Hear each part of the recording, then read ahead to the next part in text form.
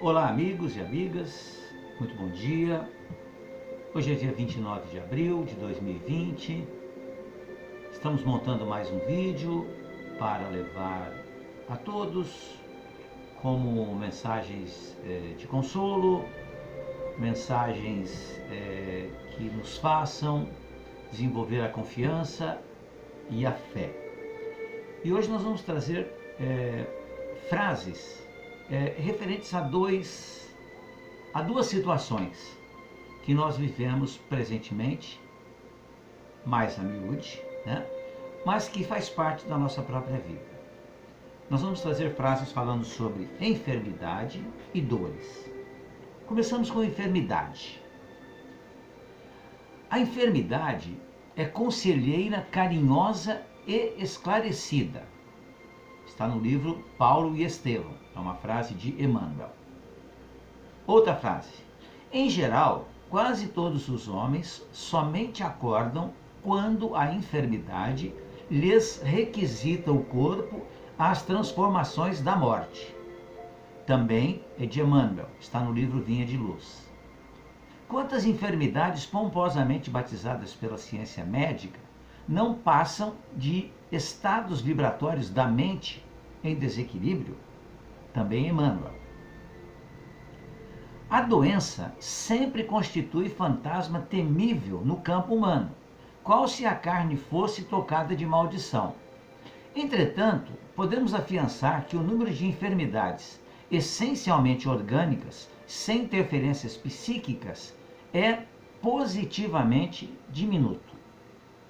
Se te encontras enfermo, não acredites que a ação medicamentosa, através da boca ou dos poros, te possa restaurar integralmente. O comprimido ajuda, a injeção melhora.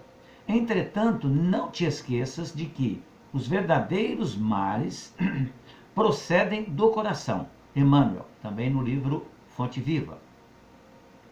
A doença, como resultante do desequilíbrio moral, sobrevive no perispírito, alimentado pelos pensamentos que a geraram, quando esses pensamentos persistem depois da morte do corpo físico. Quase todas as moléstias rotineiras são doenças da ideia, centralizadas em coagulações de impulsos mentais, e somente ideias renovadoras representam remédio decisivo. Espírito Calderaro, no livro Falando a Terra. Não há cura para as nossas doenças da alma quando nossa alma não se rende à imposição ou ao impositivo. Não há cura para as doenças da alma quando nossa alma não se rende ao impositivo. Cabe recuperar a si mesmo. A carne enfermiça é remédio salvador para o espírito envenenado.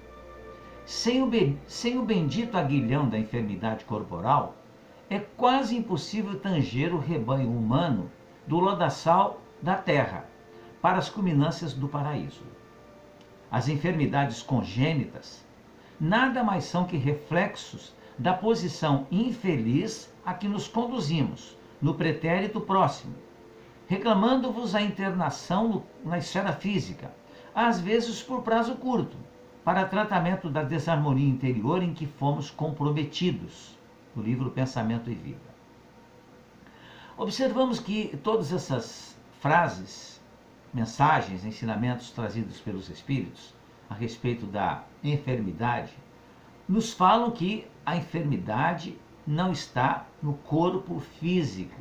A enfermidade, ela se localiza em nós, no que nós somos verdadeiramente.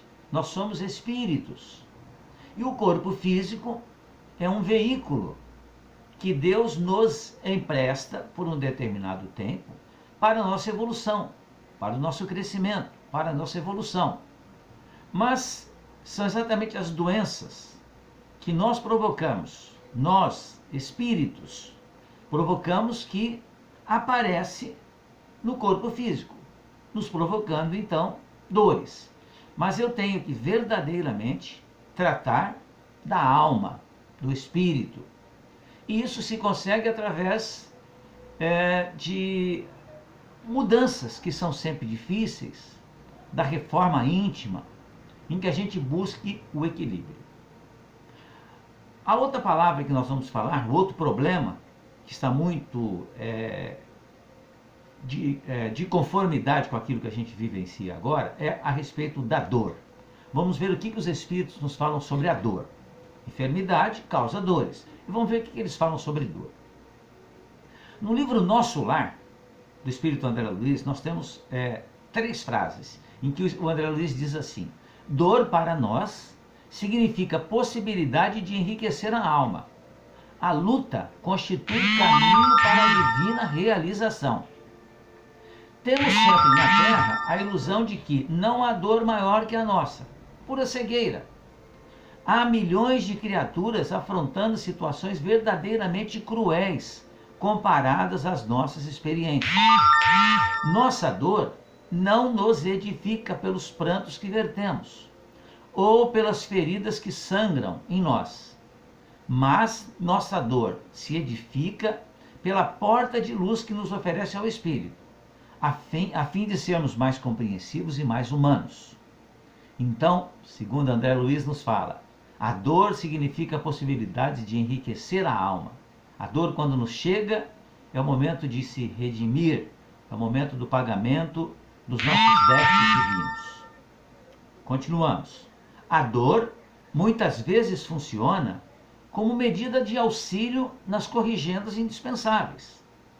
A dor, o obstáculo e o conflito são bem-aventuradas ferramentas de melhoria, funcionando em nosso favor. Que dizer da pedra preciosa que fugisse às mãos do lapidário, do barro que repelisse a influência do oleiro? São realmente comparações muito interessantes, né? Para que a gente veja a beleza das pedras preciosas, é necessário que ela passe, né, pela mão do lapidário, que vai tirar, né, toda a casca dela, para resplandecer então aquilo que ela realmente tem de verdadeiro. As dores, para nós, espíritos, faz com que nós paguemos os nossos débitos e resplandeça em nós o equilíbrio, a felicidade e a paz.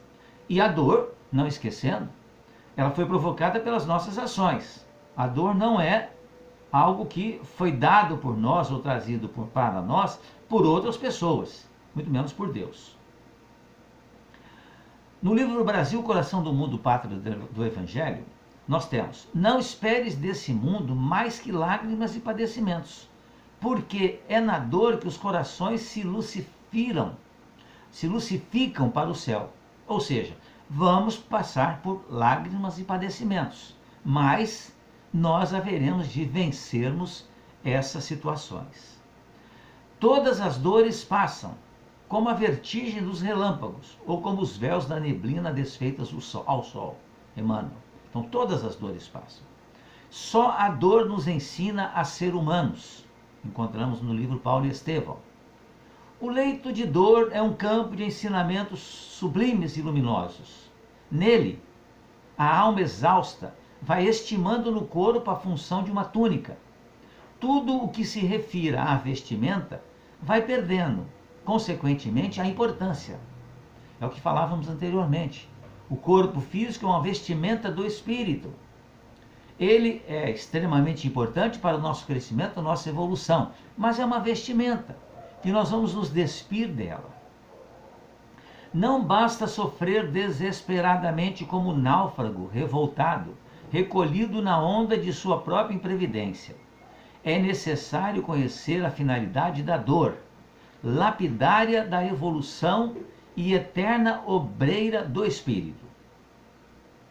No livro Luz Acima, encontramos: a dor bem compreendida é uma luz para o coração. No livro Pontos e Contos, a dor e o obstáculo guardam para nós a função de legítimos instrutores. É um erro interpretar dificuldades à conta de punições ou pesadelos, quando nelas devemos encontrar recursos de aprimoramento e provas abençoadas. A lei é de evolução comum e de perfeição final para todos, ainda mesmo considerando a necessidade de expiação para o crime e corrigenda para o mal. Como habilitar-se o aluno sem o livro de lições? Que seria do espírito encarnado sem a oportunidade de experimentar, atuar, lapidar-se e conhecer? No livro Parnaso de Além Túmulo, Castro Alves nos traz uma poesia que diz assim: é a dor que através dos anos, dos algozes dos tiranos, anjos puríssimos faz, transmutando os neros rudes em arautos de virtudes, em mensageiros de paz. Carmen Sinira, também outra poesia do mesmo livro Parnaso de Além Túmulo. Tudo sofri, ó dor, por te querer, porque depois que vieste, qual pássaro celeste, para abrir rosas de sangue no meu peito, encheste a minha vida de um estupendo prazer, quase perfeito. Aos poucos me ensinaste a abandonar meus prazeres fictícios, trocando-os pela luz dos sofrimentos. Demétrio Nunes, no livro Falando à Luz, nos fala que a dor é como um incêndio, suscetível de transferir-se da habitação do vizinho para a nossa casa. A dor constitui valioso curso de aprimoramento para todos os aprendizes da escola humana. No livro Ação e Reação, quando a nossa dor não gera novas dores e nossa aflição não cria aflições naqueles que nos rodeiam, nossa dívida está em processo de encerramento. Muitas vezes, o leito de angústia entre os homens é o altar bendito em que conseguimos extinguir compromissos ominosos, pagando nossas contas, sem que o nosso resgate a ninguém mais prejudique.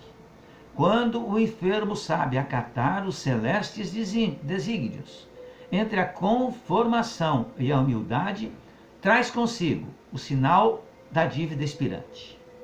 Experimentarás muitas dores, diz Emmanuel no livro Vinho de Luz, mas se não permaneceres vigilante no aproveitamento das lutas, teus dissabores correrão inúteis. E encerramos com o livro Ação e Reação, do André Luiz, em que ele diz assim: aprende a sofrer com humildade, para que a tua dor não seja simplesmente orgulho ferido. Pensemos nisso, amigos. Pensemos agora. Tenhamos um bom dia. Fique bem, fiquem em paz e sempre confiantes.